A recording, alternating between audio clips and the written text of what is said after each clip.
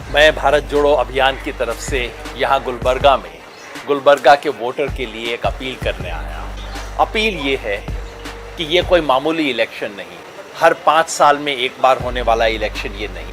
इसे आप संसद के चुनाव की तरह मत देखिए, इसे संविधान सभा के चुनाव की तरह देखिए, क्योंकि इस इलेक्शन में हमारे संविधान पे हमला हो रहा है, हमारे सोशल जस्टिस पे हमला हो रहा है, इस देश की बुनियाद पे हमला हो रहा है।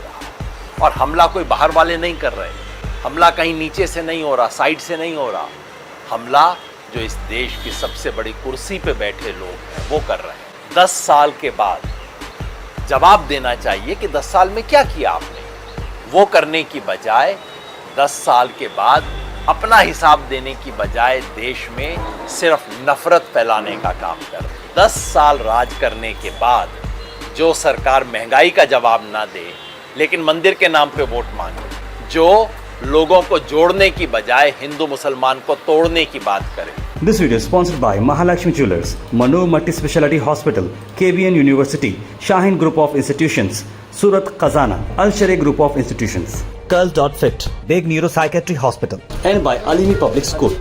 वो सरकार ने 10 साल कुछ काम नहीं किया। हमारा मानना है कि ये चुनाव मोदी नहीं मुद्दा पे होना चाहिए, और जब से मुद्दे उठने शुरू हुए हैं तब से मोदी जी की हालत पतली है।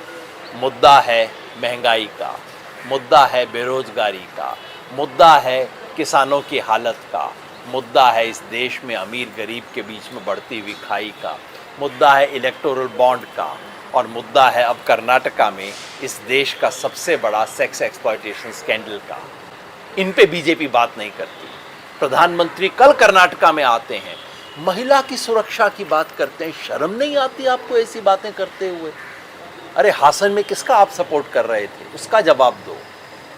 इसलिए एक बात तो साफ है कि पूरे देश में, मैं राजस्थान में घूमा हूँ, उत्तर प्रदेश में घूमा हूँ, हरियाणा में घूमा हूँ, और यकीन के साथ कह सकता हूँ कि इन तीनों जगह बीजेपी सीटें हार रही है, वोट कम हो रहे हैं। नॉर्थ इंडिया में स्वीप करने से जो बीजेपी का जो पूरे देश में मेजॉरिटी बननी थी वैसा तो बन नहीं रहा। साउथ इंडिया में कोई गुंजाइश है नहीं। इसलिए बीजेपी जा रही है और बौखला रही है, और बौखलाहट में ऐसी हरकत कर रही है। मेरा आपके माध्यम से पूरे गुलबर्गा के वोटर से अपील है कि इस बार संविधान बचाने के लिए कांग्रेस को वोट दें, इंडिया गठबंधन को जिताएं, कॉन्स्टिट्यूशन को हासिल करें। देश बचेगा तो सबसे लड़ लेंगे, देश बचेगा तो बाकी सब चीज़ों पे लड़ाई हो जाए। एक पीएम हो गए, उससे क्या कहा और तो मंगलसूत्र के ऊपर बात की, तो उसके बारे में आप क्या पीएम को? अफसोस की बात यह है कि मंगलसूत्र की बात वो आदमी करता है जिसने अपने बीबी के मंगलसूत्र की इज्जत नहीं रखी। अफसोस की बात यह है कि इस देश का प्राइम मिनिस्टर इस देश के 20 करोड़ लोगों को घुसपैठिया कहता है। अफसोस की बात यह है कि इलेक्शन की हार सामने देख के ये कुछ भी कर सकते हैं। इलेक्शन जीतने के लिए कुछ भी कर सकते हैं। घर में आग लगा के रोटी सेकने का काम कर रहे हैं ये लोग, तो इससे बड़ी गद्दारी हो नहीं सकती। कास्ट बेसिस पे इलेक्शन हो रहा है तो इलेक्शन कमीशन भी चुप बैठे हैं, एक्शन नहीं ले रहे, ऐसे स्पीच पे हो रही है, तो इसके बारे में क्या सकते हैं आप? ये बात तो उस दिन ही साफ हो गई थी जब इलेक्शन से एक हफ्ता पहले 2 इलेक्शन कमिश्नर बदले गए।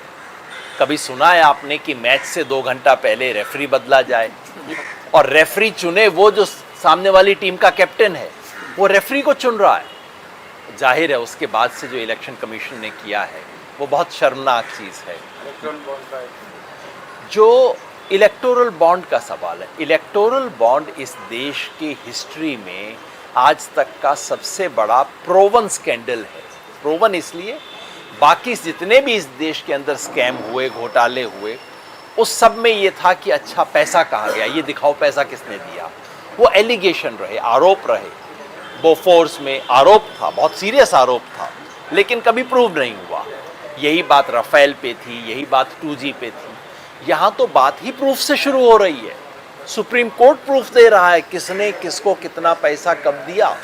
अब सवाल ये है कि ये जो दवाई की कंपनियां जिन्होंने कल इंग्लैंड के अंदर मान लिया है कि पूरे हिंदुस्तान को जो इंजेक्शन लगा वो खतरनाक इंजेक्शन था, उससे खतरनाक साइड इफ़ेक्ट हो सकते हैं, हार्ट अटैक की गुंजाइश हो सकती है, कल उन्होंने माना है। हिंदुस्तान में नहीं माना, इंग्लैंड में जाके मानना पड़ा, क्योंकि वहाँ का कानून ऐसा है जो आपको कहता है कि आपको बताना पड़ेगा।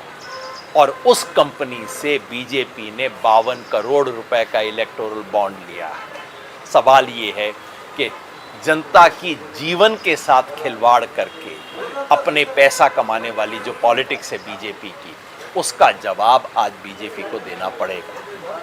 सेकेंड फेज इलेक्शन हुआ है सर, तो अभी इंडिया को कितने सीट आएंगे आपके हिसाब से? देखिए, एक ज़माना था जब मैं भविष्य की भविष्यवाणी करने का काम करता था, भविष्य बताने का काम करता था। अब वो मैं नहीं करता, भविष्य बनाने का काम करता हूँ। एक बात तय है कि पहले 2 फेज़ में बीजेपी और उसके एलाइज को कम से कम 20 सीट का नुकसान हुआ है। और इसको आप मेरी बात पे यकीन मत कीजिए, आप प्राइम मिनिस्टर की बॉडी लैंग्वेज देख लीजिए, उनकी बौखलाहट को देख लीजिए, उनके उटपटांग कामों को देख लीजिए। जाहिर है उनको मेरे से बेहतर रिपोर्टिंग होगी, उन्हें पता होगा कि क्या हो रहा है। कम से कम 20 सीट का नुकसान हुआ है।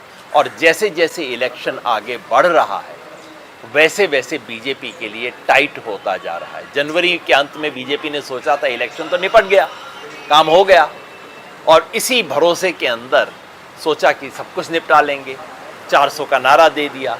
अब ये 400 का नारा ही इनके गले की फांस बन रहा है, क्योंकि पब्लिक को समझ आ गया है ये सारा खेल संविधान बदलने के लिए हो रहा है और इस देश की जनता ये कबूल नहीं करेगी।